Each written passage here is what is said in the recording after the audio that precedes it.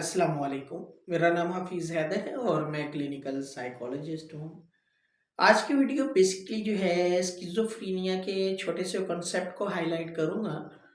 जब किसी फैमिली के अंदर जो है पेशेंट के अंदर स्किज़ोफ्रेनिया या शिज़ोफ्रेनिया उर्दू में कहते हैं, डायग्नोज़ हो जाता है तो फैमिली बहुत ज़्यादा परेशान हो जाती है और वो समझती है कि हमारा पेशेंट जो है जो इस बीमारी में मुब्तला हो गया है, अब ये सारी ज़िंदगी जो है ऐसा ही रहेगा।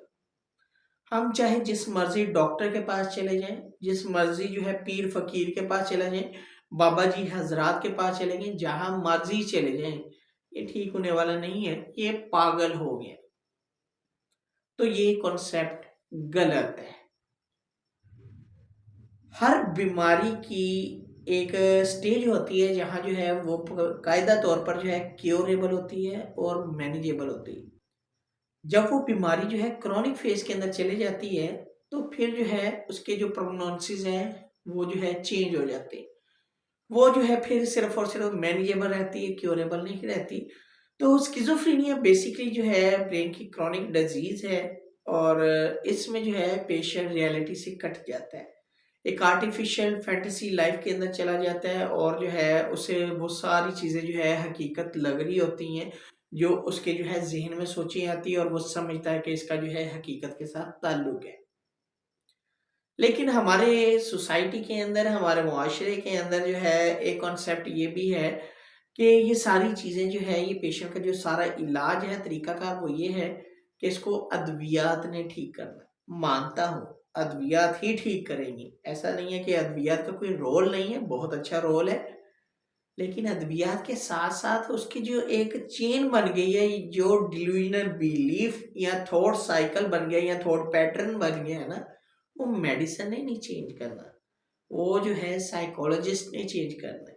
और उसके ऊपर काम करने के लिए थॉट पैटर्न के ऊपर जो है काम करने के लिए जो है कोई आसान जो है मराहल नहीं होते, बहुत मुश्किल मराहल होते हैं।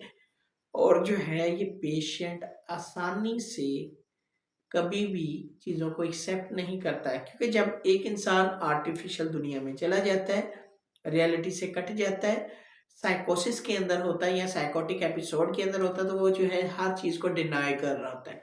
तो उनके अंदर इंसाइट बिल्ड करना जो है साइकोलॉजिस्ट का काम होता है कि ये जो है एक ज़हनी बीमारी है और ये बीमारी जो आपको है, ये बीमारी जो है इसको ठीक करने के लिए ये तरीकाकार है और ये मेडिसिन है जिसकी आपको ज़रूरत है।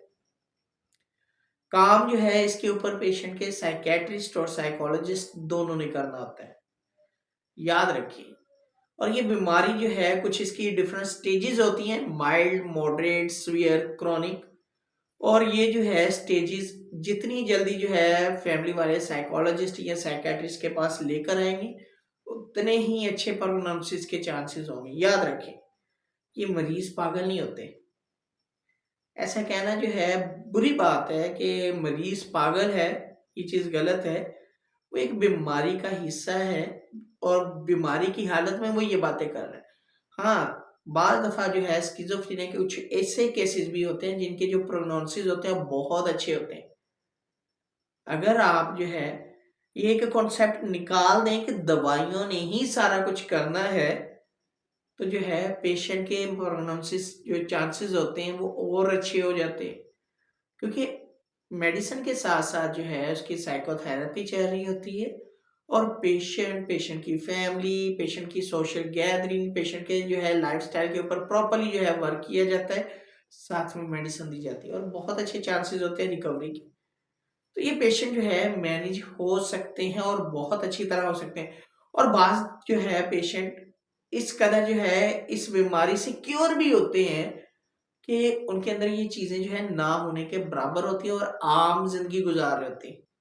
ये नहीं है कि जिसको जो है साइकोटिक एपिसोड आ गया सारी ज़िंदगी आता ही रहेगा।